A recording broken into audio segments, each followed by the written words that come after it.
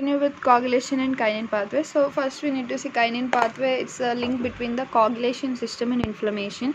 How the kinin is continuing with the coagulation and inflammation, let us see.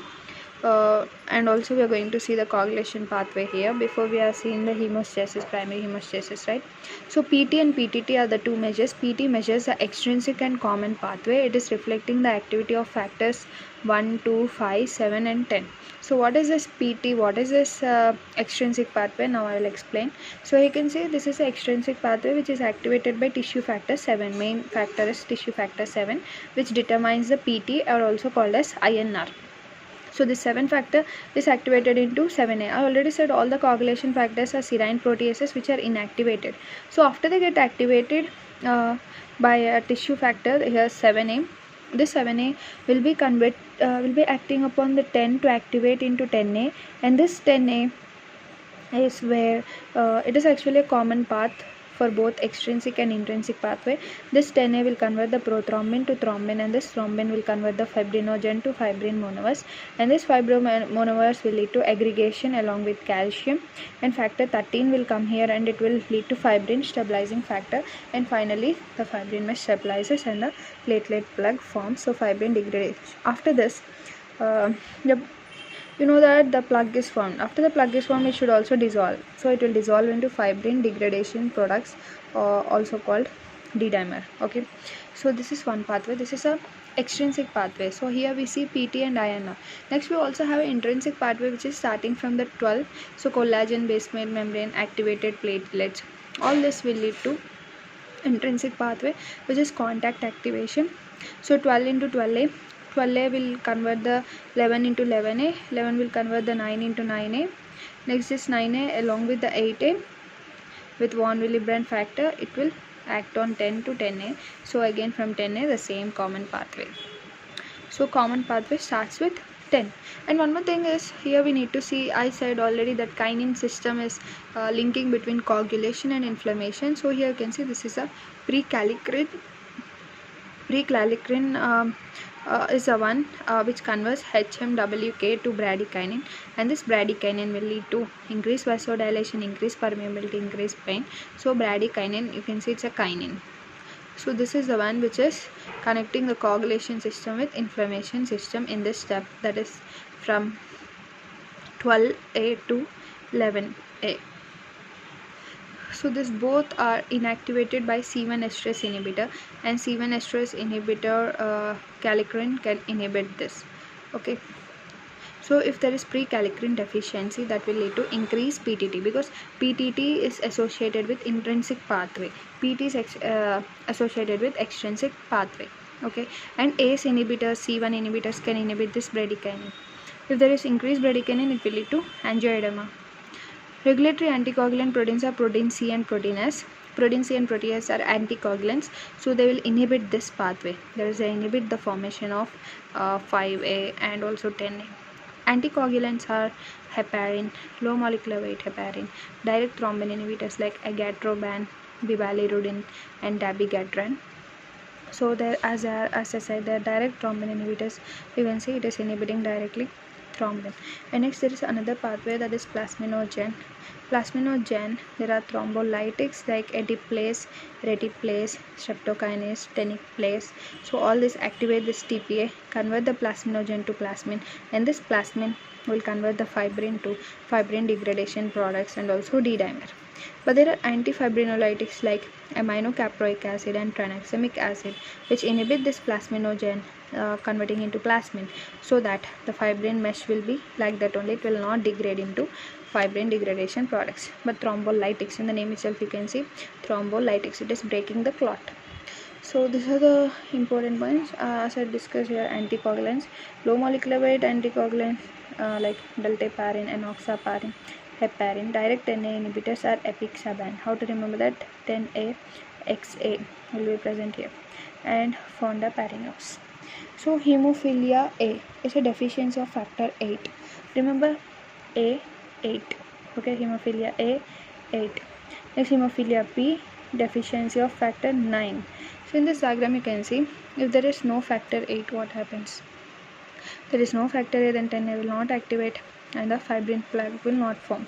Hemophilia B, there is no factor 9. So here you can see there is no factor 9, then there is no activation. So you can clearly understand if any of the factor is gone here, this pathway will get disturbed. Next, hemophilia C, deficiency of factor 11. Okay, here you can see factor 11. Okay, this one is inhibited. Next, note that kallikrein activates bradykinin. So ACE inactivates bradykinin. C1 esterase inhibitor deficiency will lead to hereditary angioadenoma and require calcium phospholipid. Here this pink color represents vitamin K dependent factors, that is 7, 9, 10, 2. All these are vitamin K dependent, and the green color represents a cofactor. So this is cofactor 8, 5 are cofactors. Activates but not part of coagulation cascade. There is a green color. Low molecular weight heparin, high molecular weight heparin. Okay.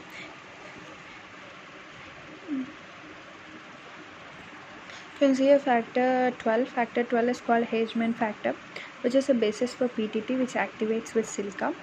And if it's activate, it also produces bradykinin. You can see here factor 12 also activates the kallikrein, and which leads to formation of bradykinin. So that is how the kinin system is associated with coagulation system. So by this we have discussed the coagulation and kinin pathways. Now let us go with vitamin K dependent coagulation. So vitamin K dependent coagulation is mainly factors like factor 7, factor 10, factor 9, factor 2. These are the vitamin K dependent. You can see here I wrote the INR. INR is the patient PT by control PT, which is normal equal to 1. Therapeutic is 2 to 3. Hemophilia B is also called as Christmas disease. In hemophilia B, there is a deficiency of factor 9. So vitamin K dependent coagulation, procoagulation, you can see reduce vitamin K, which is active oxidized vitamin K, epoxide reductase. Epoxide reductase, it is oxidizing the vitamin K, which is inactive vitamin K is converted into the active vitamin K. Warfarin and liver failure both can inhibit epoxide reductase, so that active vitamin K will be decreased. And delta glutamyl carboxylase, vitamin K dependent, it is inactive 2, 7, 9, 10 CS are activated into 2, 7, 9, 10 and protein C, protein S. Protein C, protein S are anticoagulants, and these are clotting factors, so which will lead to conversion of fibrinogen to fibrin. Okay, and thrombin also will act on this. So anticoagulation is heparin like molecule enhances antithrombin 3 and thrombin into antithrombin pathway into protein C pathway. Thrombin thrombomodulin complex convert the proteins to activated protein C. It also requires protein S as cofactor. This cleaves the inactivates factor 5A 8A. So factor 5A 8A are inhibited, then intrinsic pathway will be inhibited. And here you can see antithrombin 3 inhibits the thrombin, and also factor 7A, 9A, 10A, 11A and 12A. So if there is deficiency, it will lead to hypercoagulable state. Because you can understand, this is the word, you can see antithrombin, it is against thrombin.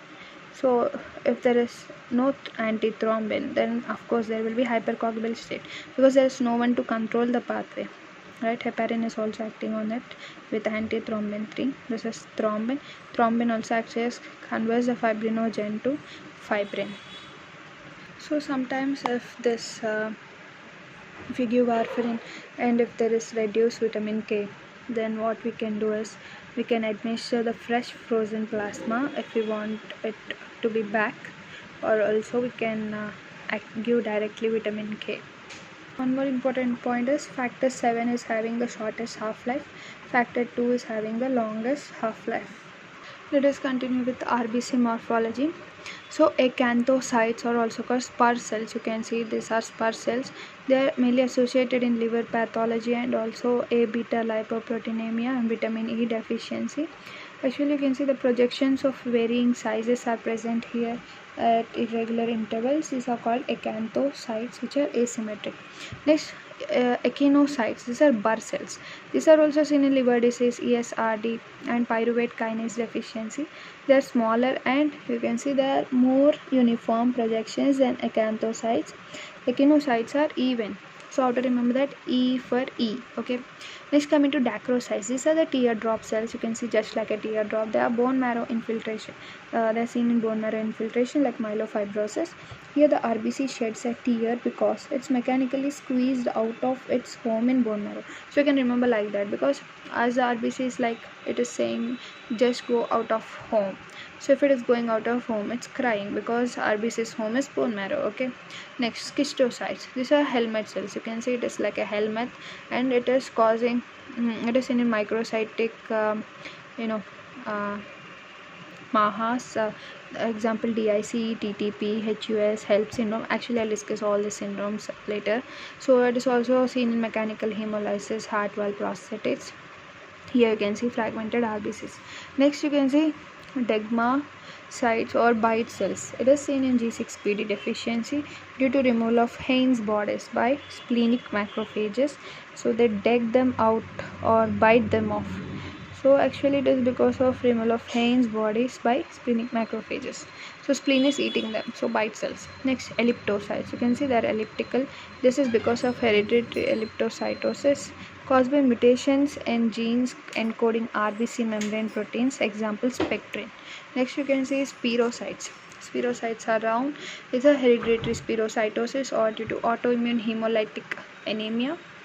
This they are small spherical cell without central pallor, decreased surface area to volume ratio. So next, coming to macroovalocytes. These are the megaloblastic, caused by megaloblastic anemia, also hypersegmented PMNS.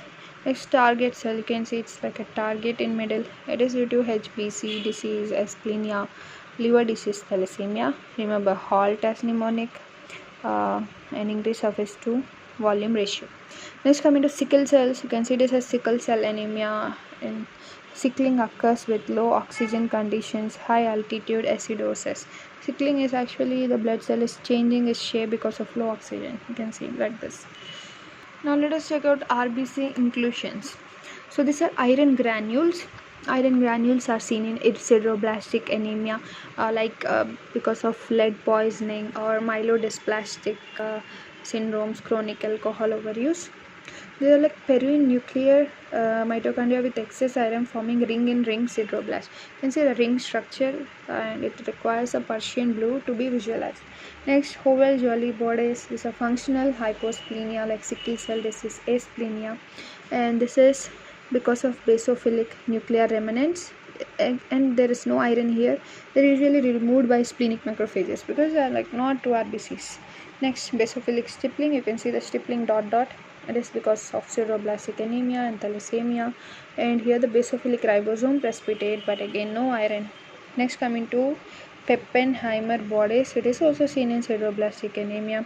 Here also basophilic granules, but no iron. Next, finally, Haynes bodies. This is seen in G6PD deficiency.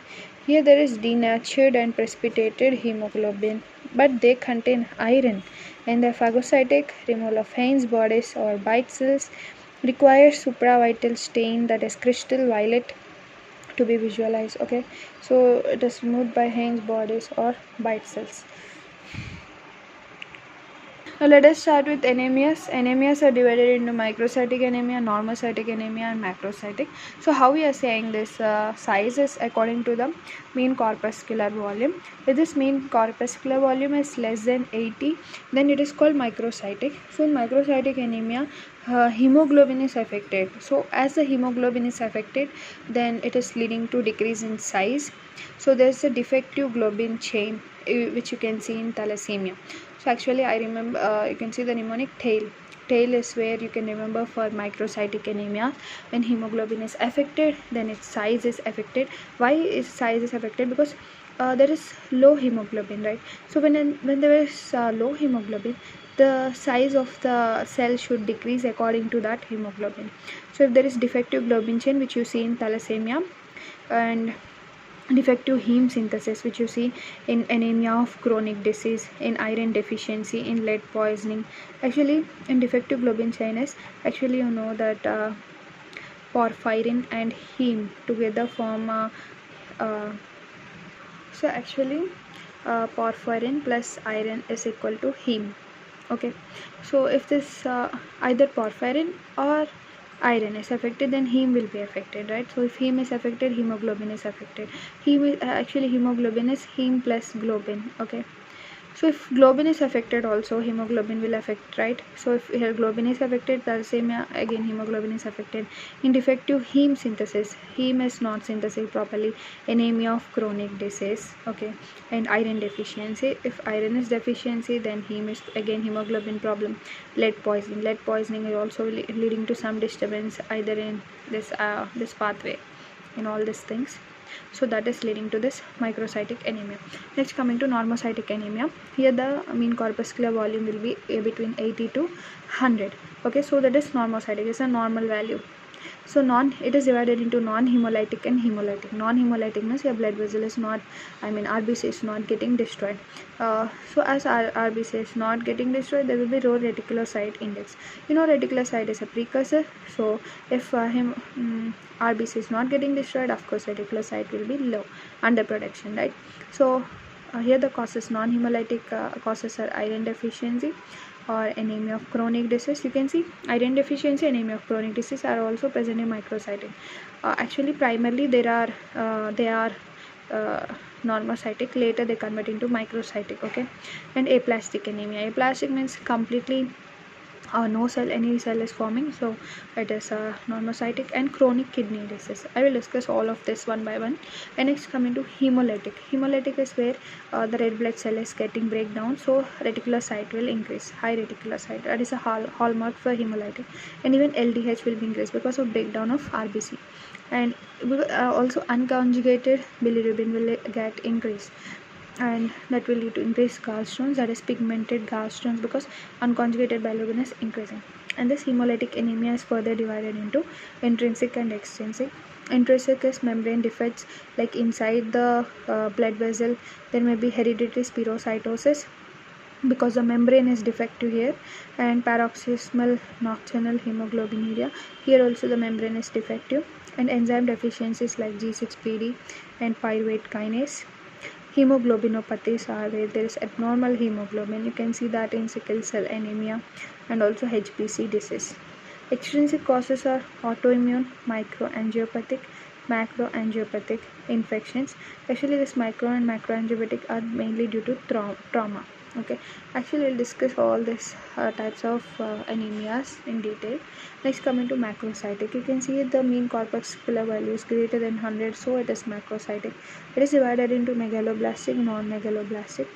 Megaloblastic is where DNA is affected. So if there is defective DNA synthesis, that is folate deficiency, vitamin B12 deficiency, ortic aciduria. If there is defective DNA repair, then it is Fanconi. Next, non-megaloblastic, it is diamond black fan anemia, liver disease, chronic alcoholic overdose. So now we'll discuss about reticulocyte production index. Actually, this is the formula: percentage of reticulocytes into actual hematocrit by normal hematocrit divided by maturation time. So first let us understand what is anemia of chronic disease. So anemia of chronic disease is mainly due to inflammation, that is cytokines. Cytokines actually block the ferroportion. What is ferroportion? Ferroportion is actually which is transporting the iron. So if that is blocked, then iron cannot get back into the serum, so that will lead to increased ferritin, because now a ferroportion is blocking the iron inside the cells. So inside the cells the ferritin will be increased.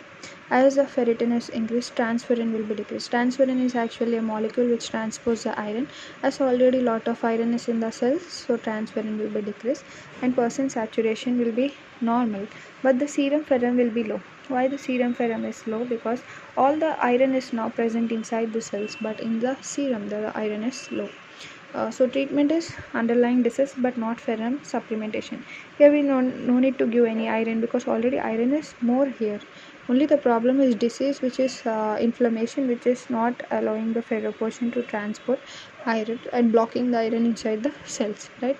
So if you remember here, anemia of chronic disease is seen in defective heme synthesis, that is leading to microcytic anemia. Why? Because you can see there is blockage of ferroportion, so all the iron is inside the cell itself, but there is no iron for the heme to form. Iron is required for the hemoglobin formation. So if there is no hemoglobin, it will lead to microcytic anemia, but primarily it will lead to normocytic non-hemolytic anemia. Why normocytic? Because primarily because of low iron, the cells are dividing from the bone marrow, and they are like only forming a normocytic anemia, like they are normal in shape. But later what happens is, as the iron is decreasing, completely decreasing, the cell also tries to get to that size, and it will decrease the size where the MCV is less than 80, and it will convert into microcytic anemia. So let us start with microcytic anemias. Microcytic anemias mnemonic is TAIL. So TAIL means T for thalassemias, A for anemia of chronic disease, I for iron deficiency, and L for lead poisoning. So first let us start with iron deficiency anemia. So in iron deficiency anemia, I can understand actually iron plus porphyrin together, heme plus iron plus porphyrin together form heme. So heme plus globin is equal to hemoglobin. Okay, so for if heme is defected, then hemoglobin is defected, so microcytic the cell will form, the RBCs try to become smaller, and they accompany this low amount of hemoglobin. So in microcytic anemia, you can see the MCV is less than 80. Here the MCH is decreased, that is the mean corpuscular hemoglobin. If hemoglobin is decreased, of course mean corpuscular hemoglobin is decreased, and mean corpuscular hemoglobin concentration is also decreased, and of course finally the hemoglobin is decreased. So these are also hypochromic anemia, that is their central pallor is also decreased, they're hypochromic. And in iron deficiency, mainly this is due to chronic bleeding, someone female who's having menorrhagia, or GI loss, or malnutrition, or surgery, all these cases, or pregnancy where there is increased demand of iron. In all these cases, the heme is decreased, there's decrease in final step of heme synthesis. So labs findings are very important, that is you can clearly understand iron deficiency, decrease iron, increase TIBC. What is this TIBC? TIBC means transferrin. As iron is low, now our body tries to transfer this iron to all cells, so transferrin will be high. Ferritin is low. Ferritin is the storage of iron in the cells, that is low. And increase free erythrocyte protoporphyrin. Why protoporphyrin is increased? Because iron is decreased. Okay, if iron is decreased, you can understand this protoporphyrin is free, so this is increased. And increase red cell distribution width. Like red cell distribution width means different sizes, you can see RBCs, because if you remember, iron deficiency anemia is also seen in normocytic anemia, because first whenever there is iron deficiency, not suddenly the hemoglobin is decreased, progressively hemoglobin will decrease. So first the cells are normocytic only, later they will become smaller, that is microcytic. So they convert from normocytic to microcytic. So you can see there is a size difference, so that is nothing but it's measured in red cell distribution width, so this will increase. And decrease red RI. RI means reticulocyte index. Reticulocyte index is also decreased. And there is microcytosis and hypochromasia, that is increased central pallor. In this diagram you can clearly see this is the red blood cell, and the center you can see how whitish it is, that is the central pallor. And also you can see the conjunctival pallor in the eyes, that is because of microcytic anemia, especially iron deficiency anemia. And there's also decreased percent saturation, that is decreased iron by increased TIBC. Symptoms are fatigue, conjunctival pallor, pica, that is persistent craving and compulsive eating of non-food substances. And also you can see spoon nails, that is called koilanchica, and may manifest as glossitis, chiliosis, and Plummer-Vinson syndrome. Plummer-Vinson syndrome triad is iron deficiency anemia, esophageal webs, and dysphagia. So iron deficiency anemia is most common in babies, and there is decreased acid and increased ferrum. And adult or postmenopausal female with iron deficiency, you should always suspect the colon cancer, especially in an adult postmenopausal female who have iron deficiency. And hookworms also may be one of the cause for iron deficiency. Let us begin with thalassemia. Actually in thalassemia there is a problem with the globin chain. So if it is affecting alpha globin, then it is alpha thalassemia. If it is affecting beta globin, that is beta thalassemia. The same concept here, if you see heme plus globin, hemoglobin. So if the globin is affected, that will also indirectly affect the hemoglobin. So alpha thalassemia is a alpha globin defect in chromosome 16 especially, and the cis deletion is mainly seen in Asians, and trans deletion is seen in Africans. Normally you can see here the 4 alpha chains should be present. But here, if one of the alpha gene is gone, that is alpha thalassemia minima. Here there will be no anemia, it is a silent carrier. But if the uh, two are gone, either like a trans or cis. Trans is seen in Africans, cis is seen in Asians. Here what happens, this is called as alpha thalassemia minor. Here the mean corpuscular volume, mean corpuscular hemoglobin, mean corpuscular hemoglobin concentration, all of them will drop, and it will lead to mild microscopic hypochromic anemia. Cis deletion will worsen for carriers offspring. Here you can see all the 3 are gone, so this is called hemoglobin H disease, that is a excess beta globin, because you can understand only one alpha is there, so beta is more here, so beta will accumulate and beta fold, so that will lead to moderate or severe microcytic hypochromic anemia, and it will lead to both extravascular and intravascular hemolysis. So first you need to understand what is extravascular hemolysis, that is a blood cell is getting destroyed in the spleen or liver. Intravascular hemolysis means the blood RBC is getting destroyed in the blood vessels itself. Okay, so for this we need to do treatment with splenectomy, because there is extravascular hemolysis. You can also give transfusions and long term iron overload. In long term it may lead to iron overload. It is formed after the birth, HPH, okay, that is beta excess. Next, fourth one, there's a condition where completely there is no alpha globin only, then what happens, there will be for sure all gamma globin will be high. If you remember, hemoglobin F is present in gamma globin, okay, hemoglobin F, so gamma globin will be high, and that will lead to Bart's disease. Okay, so as hemoglobin F is high, it will lead to hydrops fetalis, so it is seen in children, and it is incompatible with life. So next, coming to beta thalassemia. In beta thalassemia, you will see basophilic stippling and target cells, very important. Basophilic stippling, target cells are seen in beta thalassemia. You can clearly understand here the beta globin chain is affected, right? So if one will be affected, that is minor. If two are affected, it is intermediate. Okay, you can see here the signs plus or degree, okay, plus or degree.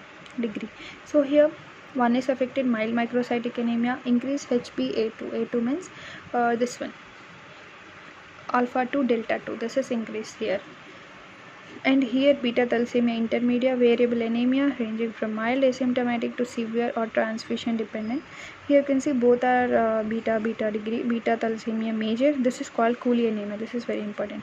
Beta thalassemia major is called Cooley anemia. Here there is severe microcytic anemia with target cells. As I said, you can see target cells, basophilic stippling, that is seen especially in beta thalassemia major, that is Cooley anemia.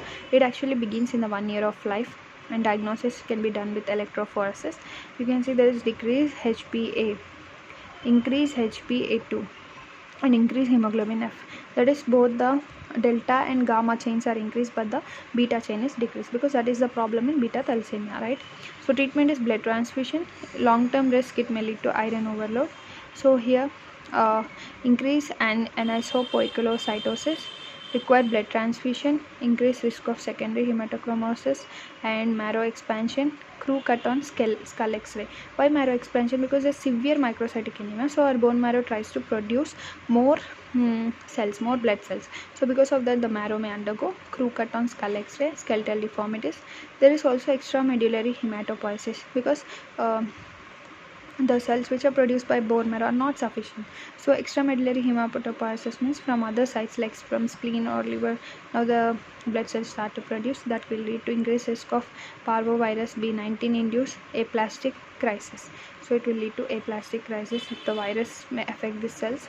Increased hemoglobin F and A2 become symptomatic after 6 months when hemoglobin F declines.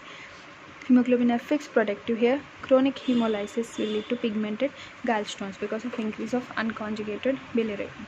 Okay, and finally is beta sickle cell thalassemia. So if you see hemoglobin S, then it is sickle cell beta thalassemia. It is mild to moderate sickle disease, depending on whether there is decreased beta HPS or absent beta globin synthesis. So both thalassemias actually decrease the RBC, so decrease plasma, So decrease Plasmodium falciparum growth in malaria because of decreased RBC. And here you can see erythroid hyperplasia because of increased erythropoietin, because you can see here the microcytic anemia as the red blood cells decreasing and body tries to compensate it. So it will lead to abnormal skull and facial bones, that is leading to chipmunk faces and crew cut appearance. Extramedullary hematopoiesis, that is outs of marrow, so that will lead to hepatosplenomegaly and produce nucleated RBC. Very important feature is nucleated RBCs. Normally RBCs are non-nucleated, which are produced from bone marrow, but the RBCs which are specially formed from the spleen or liver, they are nucleated because they are outside from the bone marrow.